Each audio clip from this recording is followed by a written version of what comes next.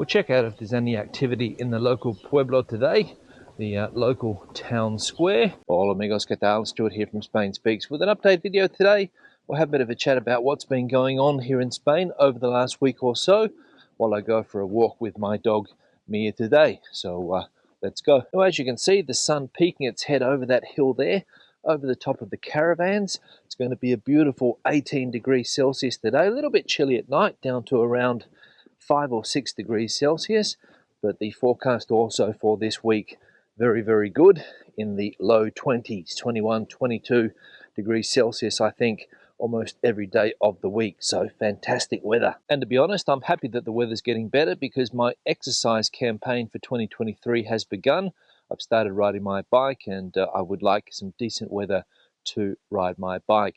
No rain, hopefully, but then again, we do need it. Now, we'll do a quick check to see if the burnt out caravan has been taken away, and the answer is no, it is still here.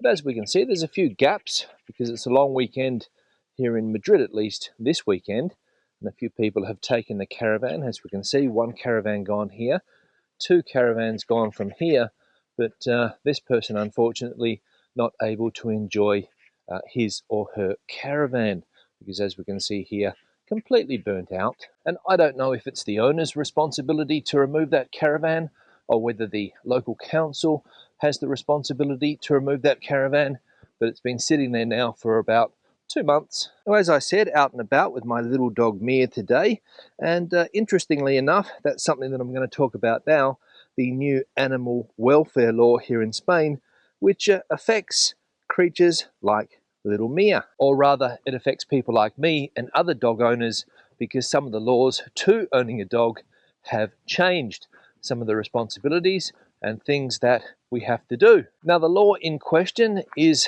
La Nueva Ley de Bienestar Animal.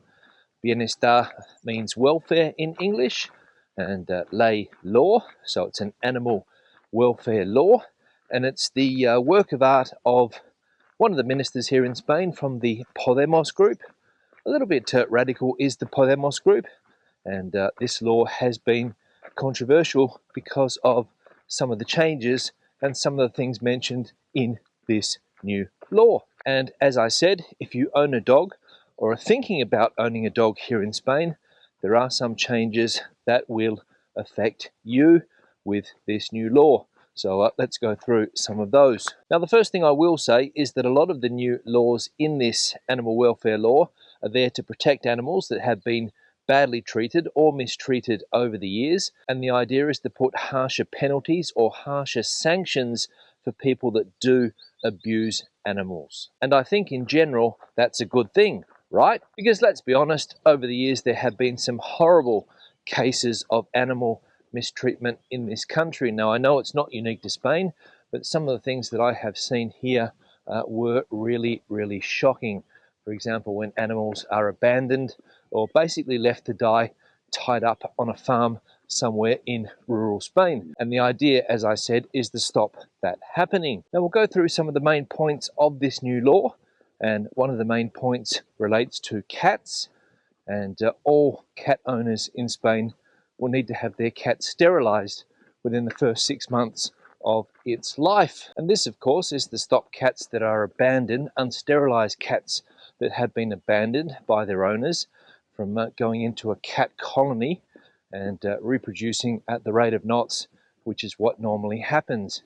And we had this experience here in my neighborhood a couple of years ago. The cat situation was out of control. So obligatory sterilization for cats in this new law. Now, another major point in this new law is that all animals need to be registered with a vet, I believe. So even if you have a hamster or a bird, you have to register that animal, and when it dies, you're not able to take the corpse of the animal and bury it wherever you want. It has to have an official death certificate that can only be given by a vet and disposed of correctly. So no more taking the hamster when it dies and giving it a burial in the backyard. Those days are over. Now, another change is when it comes to having animals put down.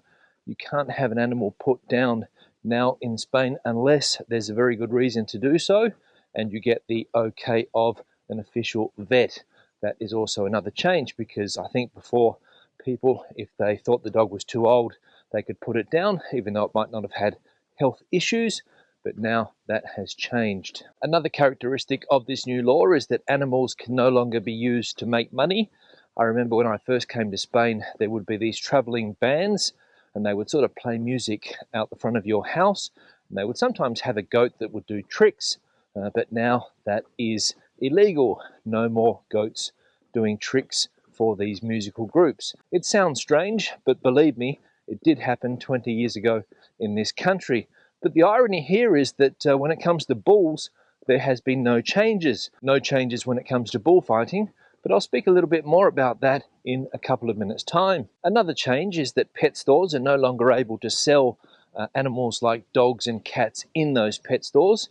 They can't sell live animals. I think they can still sell goldfish and other types of fish, but when it comes to dogs and cats, no. I think in Madrid that's been banned for a while now, but maybe there are some other parts of the country where that is not the case, but now it is a national law. So you can no longer go to a pet store at the local shopping centre, see a dog that you like, and buy that dog or cat anymore, which I also think is positive. Now, of course, with every law here in Spain, there have been some controversies with this new law, especially since it came from the radical left of Spanish politics. Lots of people on the right side of politics not happy about some of the things mentioned in this new law. And we saw a couple of weeks ago how somebody thought that bestiality was going to be legalized in Spain. The right wing got hold of that, and the rumor spread around the world. But apparently that is not the case.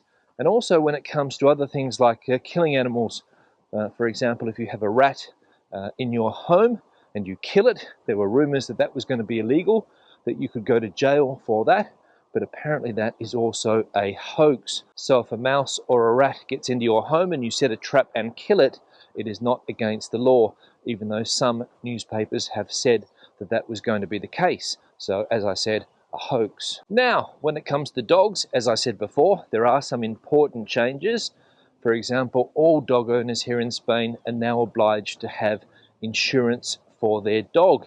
I'm not sure how much it's going to cost every month, but apparently, from what I've read, this is one of the new rules and regulations. Compulsory pet tax for your dog. And that would be just in case little Mia gets into some trouble and we need to take care of it with some type of insurance, or at least I think that's what this new rule is for. Another thing that caught my attention relates to tests for potential dog owners. I think we're going to have to do an online test. The good thing is that it's going to be free, and what this test is going to do is make sure that you are going to be a suitable dog owner, that you will be able to handle the responsibility of owning a dog and things like that. But as I said, it's going to be compulsory to do this test. I haven't seen what the exact requirements are because there are some contradicting news stories, but apparently we've got 2 years to get this test out of the way. And if you're planning on buying a dog, you'll have to do this test before you can get one. So that's also a new law. Another thing is that if you are a dog owner, you will be able to take your pet to a lot more places. As we know here in Spain, where you can take your dog, places are limited. I think in Madrid you can take dogs on public transport, but now that's going to be a nationwide thing, and that you're also going to be able to take your dog to government buildings and also more public spaces, I think. Because as I said before, we were a bit limited as to where we could take our furry friends. Another change is that some dangerous dog breeds are going to be banned outright. You won't be able to get your hands on these dogs, and if you are seen with one of these dogs, it will be taken off you, I believe. So that's also a change. I'm not sure what the list of dangerous dogs is, but I'm sure it will be published, and if you are thinking of getting one of these dogs, you'd better think again. And also certain dog breeds, again, not sure what the exact dog breeds will be, but certain dog breeds will have to do a sociability test to make sure that they are sociable creatures and not aggressive. So that's another change too. So all in all, lots of changes, lots of new rules and regulations when it comes to the owning of domestic animals in this country. But I'll give more information as more comes to light and we get to know what the exact ins and outs of these new laws are. We'll check out if there's any activity in the local Pueblo today, the local town square. As we can see, not a lot going on. But then again, it is 8:42 a.m. and maybe it's a little bit too early for people in this town, or at least that's what it looks like. Here's the local human rights organization here. As we can see, lots of slogans on their walls. This one's interesting. Ningún ser humano es ilegal. Some wise words there, in my opinion. Now, getting back to the new animal welfare law, and there was one thing that caught my attention, the fact that bullfighting has not been prohibited. In fact, I don't think anything has changed when it comes to bullfighting. Now, you would think, or at least I would think, that with such a comprehensive reform of this animal welfare law, that there would be some changes to the way bulls are treated in this country. But as I said, that is not the case. And you would also think that because this law is being pushed forward by Podemos, who consider themselves to be a fairly progressive group of people, that there would also be some changes. But that is not the case, apparently. And why is that so? Well, the reason is, according to the government, is that there is no consensus from government parties on changes to bullfighting, or tauromaquia, as they call it here. And the reason? Well, this blood sport, for many people here in Spain, is a national treasure. The industry argues that they move a lot of money, and we all know that it is a very powerful lobby here in Spain. So I think it's going to be up to individual autonomous communities, for example Catalonia, which have already banned bullfighting, or individual town halls like this one here, which banned bullfighting about 15 years ago. But if you go to some other parts of the country, there is no way in the world they are going to ban bullfighting because people love it. So disappointing to see that there are no changes when it comes to this blood sport, especially coming from a progressive side of the government, as I said before. Here's an interesting business. It's called Cheese Lovers. It's a takeaway gourmet, or gourmet as they say in Spanish. And they also offer cenas clandestinas, clandestine dinners. Not sure exactly what a clandestine dinner would be like, but I'm willing to give it a go. A GeoSam food art. Now, the final thing I'm going to talk about today is the British driver's license fiasco that was finally put to an end this last week. Tuesday, I think it was, the Council of Ministers in Spain sat down and approved the exchange of British driver's licenses after some 2 years of negotiations, or around that, I think. They finally came to an agreement last October or November, and it's taken around 4 or 5 months to get the bureaucracy sorted for a lot of people that haven't been able to drive for quite a while now. But fortunately, they're back on the roads. And British people in this situation now have a very generous 6 months to get their licenses exchanged. So what are you waiting for if that is your case? Go online, fill out the details, and exchange your license. A couple of people in the comment section have said that they don't want to exchange their license. They want to hold on to their British one. What can they do? Well, the only solution there is that you sit the Spanish driving license test. That's what I had to do. It's what lots of people have to do, because not many countries can exchange their licenses directly. So British people are extremely lucky indeed. And if you sit the Spanish driving license test, you will understand what signs like this one mean. Circulación giratoria, aka roundabout. And Spain is a country that loves a roundabout, so make sure that you know how to use them correctly. I had a negative comment left on the channel last week by a British woman who said that she thought that I was hoping that the exchange wouldn't happen and that British people would have to sit their license like I had to do, like Americans have to do, like Canadians have to do. That's not the case. I've got nothing against British people being able to exchange their licenses. There's no envy here. But the fact of the matter was that it was dragging on for a long time. And I thought, why complain? Get out there, sit your license, and get it out of the way. And then you can keep both.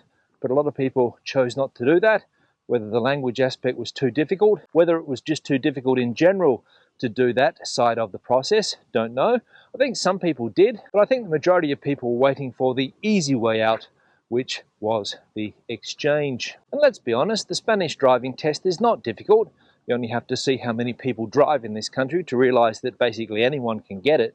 You just have to sit down and study, memorize those questions, and away you go. But I think, as I said before, that's what puts a lot of people off, especially if you have to study in a foreign language or with a bad translation. But then again, in my opinion, if you are planning to live here in Spain, or if you are living here in Spain, you should have a decent level of Castellano, ¿verdad? On that note, I'm going to wrap this video up. Questions and comments, please leave them in the section below. Let us know your thoughts on the new animal welfare law, if you are a pet owner in this country. And let us know your thoughts on the other thing that I talked about today, the British driving license exchange, in that comment section below. Give the video a thumbs up if you liked it, thumbs down if you didn't. I'll see you in the next one. Hasta luego.